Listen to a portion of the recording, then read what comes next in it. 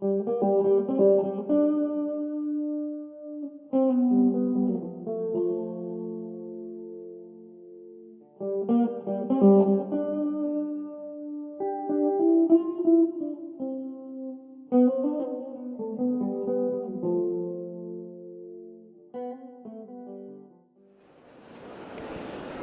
bonjour Loïc. Bonjour Rachel. Je suis contente de t'accueillir ici au Salon du Livre de Montréal pour présenter No Man's Land, publié chez Sarbacane. Je voulais savoir pourquoi tu as choisi comme thème les robots. Parce que c'est une problématique intéressante. Enfin, moi, ça m'a toujours fasciné que l'homme puisse développer des machines qui vont être capables de faire des choses que lui ne peut pas faire, comme je sais pas, de l'exploration sur d'autres planètes ou des choses qu'il n'a pas envie de faire ou des choses qui sont trop difficiles à faire. Et en même temps, à travers ce développement et cette recherche, de créer quelque chose qui lui ressemble de plus en plus et qui en fait quelque part traduit une quête de sa propre origine. Je pense que quand on dit Dieu a créé l'homme à son image, est-ce que l'homme en créant le robot n'est pas en train d'essayer de remonter ce chemin-là? Et quand tu t'es lancé dans l'écriture, est-ce que tu avais déjà des connaissances particulières en robotique? Non, c'est un sujet qui m'a toujours passionné, mais je n'avais pas de connaissances particulières. J'avais juste cette idée d'une petite communauté de robots qui se retrouverait dans le désert et qui serait devenue consciente. Et puis je me suis dit, mais est-ce que ça va être viable, même si c'est des robots qui ont été programmés par des humains, est-ce que ça va être viable dans le développement de ce que je raconte? Donc je me suis mis à m'intéresser au sujet, j'ai beaucoup lu, j'ai pris beaucoup de notes. Et puis évidemment, en faisant tout ça, toute cette recherche, j'ai eu un peu envie de la partager et ça fait partie d'un des aspects du livre, une espèce de vulgarisation de la robotique. Comment tu as choisi le nom de tes personnages principaux pour No Man's Land?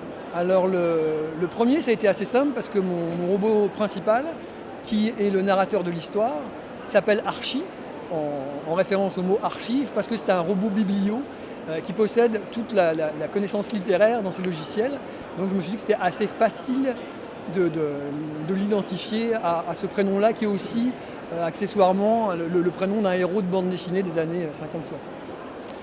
Meph, qui est un deuxième petit robot qui est plus un troublion. Meph, ça vient de Méphistophélès, évidemment en référence à Faust, parce que c'est un petit robot qui est peut-être le diable de cette histoire, dans le sens, c'est un bon petit diable. Lui, il se dit, arrêtons de penser qu'on était programmés comme des humains, vivons notre vie, et puis peut-être que lui, à mesure que le temps passe, va se poser des questions différentes et va arriver à une réflexion un peu plus profonde. Et puis le troisième, parce qu'il y a surtout un trio dans ce livre à la base, s'appelle Domo, qui est la contraction de Domo arigato en japonais, qui veut dire merci beaucoup. Et lui, c'est un grand robot multifonction qui aidait les humains dans une base polaire. Donc je trouvais que c'était assez facile aussi de lui trouver un nom où on le remercie tout le temps des services qu'il apporte. Dis-moi, quand tu as écrit ce livre, c'était quoi ton intention? Mon intention, c'était peut-être de dire aux gens qu'on a quand même une planète qui est vraiment une belle planète, qui est super intéressante et qui pourrait fonctionner si on intervenait moins. Et que peut-être que si nous, on n'était pas là et qu'elle était gérée par des robots, elle vivrait une vie plus équilibrée. Et je voulais savoir pourquoi tu as choisi de créer un site Internet en fonction de ton livre? Alors la première raison pour laquelle je me suis embarqué dans cette histoire, c'était que dans ma collection, qui est Exprime Sarbacane, mon éditeur me demandait de faire une liste de morceaux qui pourraient éventuellement évoquer l'atmosphère du livre. Sauf que moi, je trouvais ça assez limitant de dire aux gens, à telle page, tel passage, écoutez cette chanson, ça me déplaisait. Et donc j'ai laissé traîner, et puis à un moment donné, j'ai dit, moi je vais la faire, la musique. Et pour que je la fasse, il fallait qu'elle soit écoutable, donc je me suis dit, je vais monter un site internet. Et puis, quitte à monter un site internet, je me suis dit, on pourra peut-être y trouver d'autres informations, comme le synopsis, comme des illustrations, des indications scénaristiques de certaines des scènes du livre. Et puis là-dedans, j'ai eu envie d'embarquer des amis qui ont du talent et qui font partie de mon entourage, qui sont amateurs ou professionnels, parce qu'on ne peut pas être l'un sans avoir été l'autre, et qui sont caméramans, réalisateurs, monteurs, illustrateurs, musiciens, voilà. Et puis l'idée, à partir de ça, c'est de faire une petite communauté artistique qui pourrait peut-être se donner des coups de main sur différents projets. Dans le fond, ton idée aussi, c'était de sortir le livre du format papier et l'amener ailleurs, puis de créer cette communauté-là autour du livre. Oui, tout à fait, parce que je pense qu'un livre peut, dépendamment de l'optique et de la façon dont il est écrit, je pense qu'un livre peut avoir plusieurs vies. Et effectivement, je trouvais que c'était intéressant d'essayer de le sortir du contexte, vu que cette écriture a un petit côté scénaristique.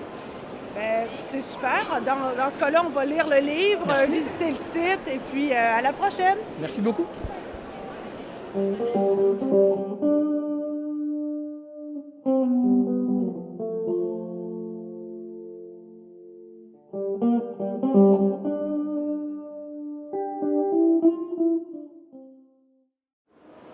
Est-ce que tu connaissais... Commence. Est-ce que tu avais des connaissances particulières en robotique? On recommence. Est-ce que tu as...